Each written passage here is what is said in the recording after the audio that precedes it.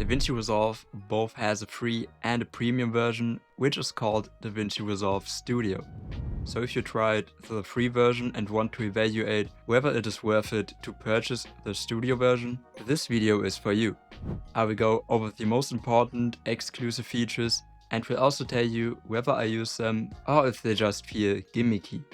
Let's quickly go over the pricing first and what options you have to save money. Depending on your country's currency and taxes, you will pay roughly 240 to 300 euros or $295 US.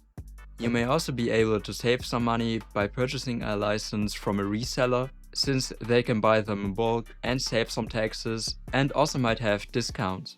Just make sure to use one of the official resellers that are listed on Blackmagic Design's official website. You can also buy the speed editor for DaVinci Resolve, which is sold in a bundle with a studio license, which has a knob to precisely seek through your footage and also some labeled hotkeys and macros to speed up editing, which is a cool way to get the license for people who don't like to spend money on entirely digital products. But you should know that it is designed to work within the cut page of DaVinci Resolve and that you can't really use it anywhere outside of Resolve. So if you feel like you won't bother learning how to use it or that you just don't need it in the first place, you might be better off just purchasing the license, because otherwise you just have something taking up space on your desk to collect dust. While not the most powerful or impressive features of the studio version, the studio exclusive effects are what I benefit from the most. And it actually feels a lot more fun knowing that you don't have to worry about any restrictions and can make full use of everything Resolve has to offer. So let's go over the most important studio exclusive effects. In DaVinci Resolve Studio, you gain access to a lot of effects that can help you making your footage look more cinematic. This includes some essential and basic effects, like adding film grain or the lens blur effect to create a blur or bokeh effect, with a lot of adjustable characteristics you usually know from a camera's depth of field blur. And you also get a lot more camera lens effects, like lens flares and lens distortion, and also lens reflections, which will pretty much take the highlights of your footage, mirrors them, and then add colorization and glow to them. There's also the Film Look Creator, which is a collection of different tools to apply typical cinematic and filmic elements to your scene, like split tone, grain, vignetting, film gate, halation, and bloom. So basically an all-in-one solution to apply a cinematic look to your footage. Out of those types of effects, I'm using the lens blur effect the most, as it is a pretty useful effect to composite multiple elements together and a way to tell the viewer what they should focus on in an aesthetically pleasing way.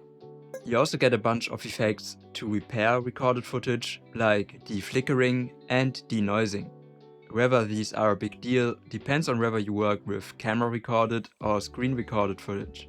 If you work a lot with camera recorded footage, these effects could be considered essential, while for screen recorded footage, including gameplay footage, it doesn't really matter that much.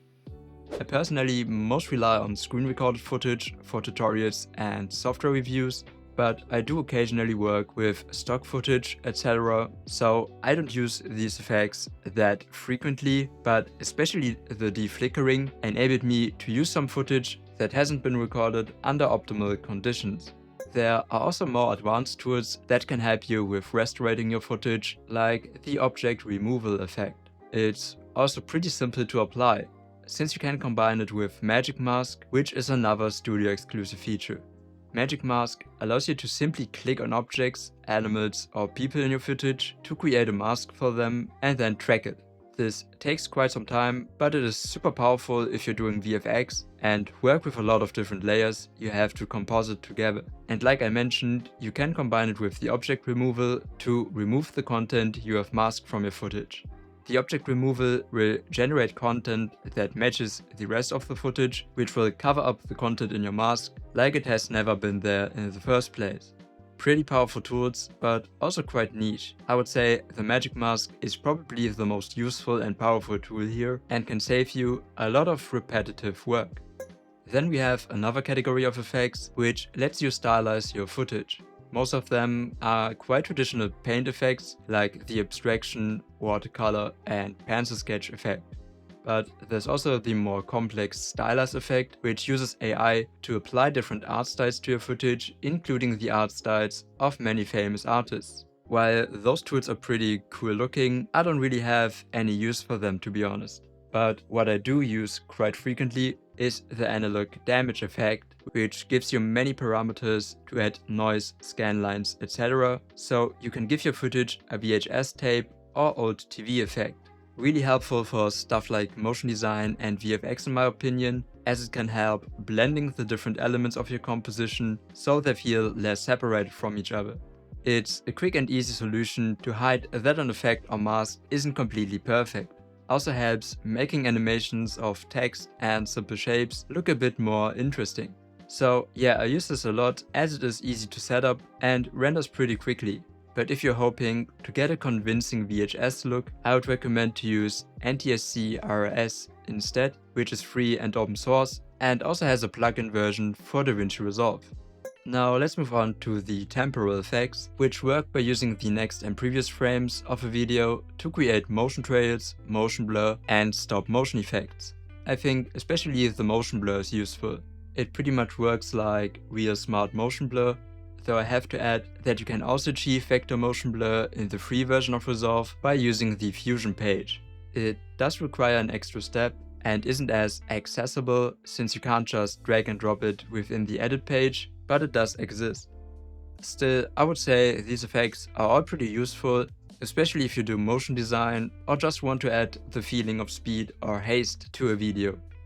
In the studio version of Resolve, you also gain access to a lot of different AI tools. I know a lot of people, including me, are fed up with all the buzz about AI, but the vast majority of tools here actually focus on speeding up boring or repetitive tasks instead of executing the creative part of your work. So I think Blackmagic Design is currently on the right track of what to use AI for and what to leave as a human job. In fact, a few tools I already showed were powered by AI like Magic Mask, but I will proceed showing you 3 more AI tools a bit more in depth.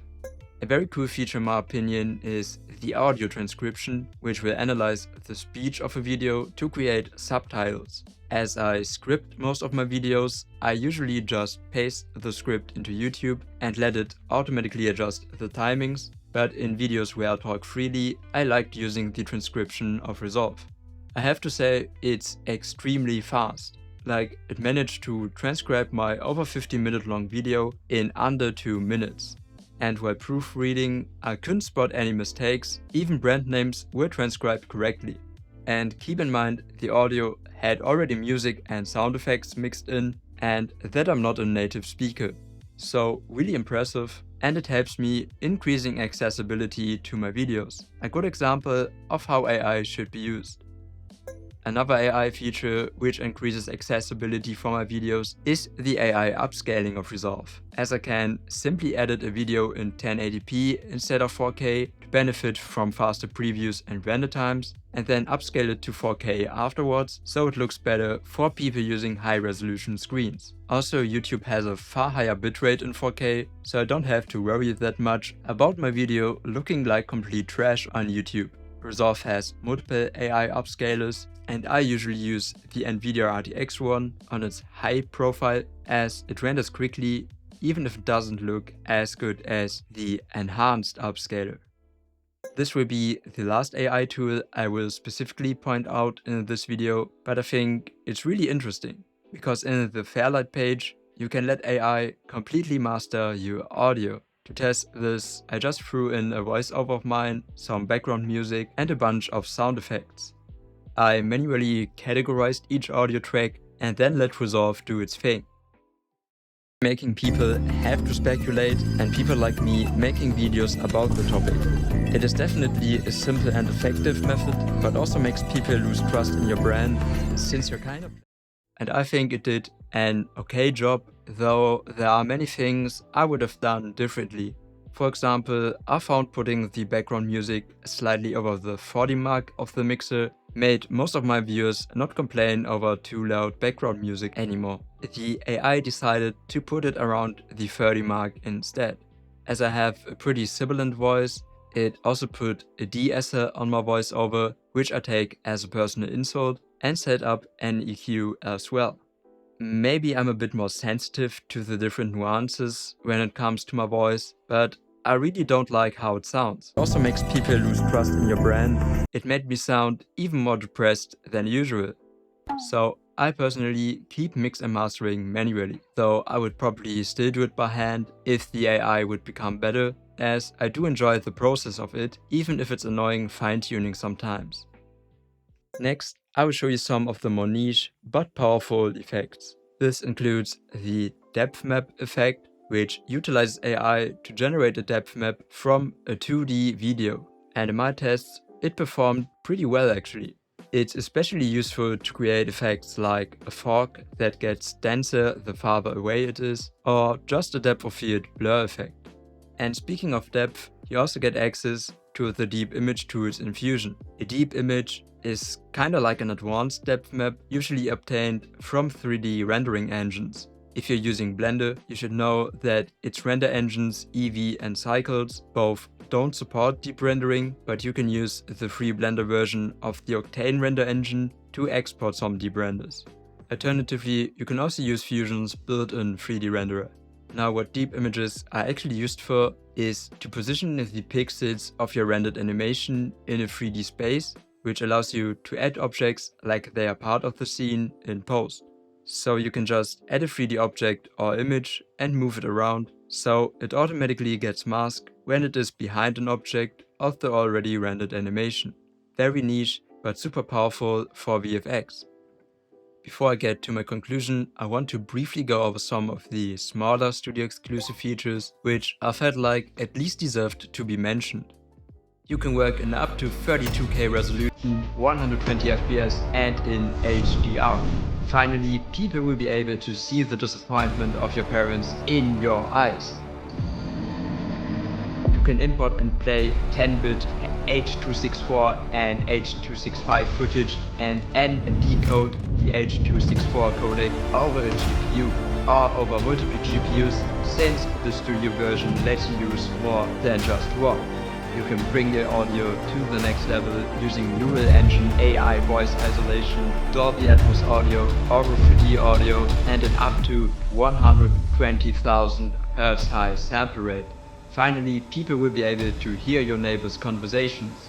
I heard the parents are really disappointed. You get another algorithm for retiming your footage called Speed Warp. This is useful for slow motion.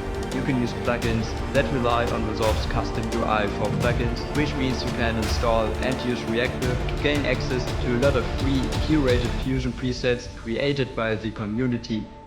This used to be a free feature, by the way.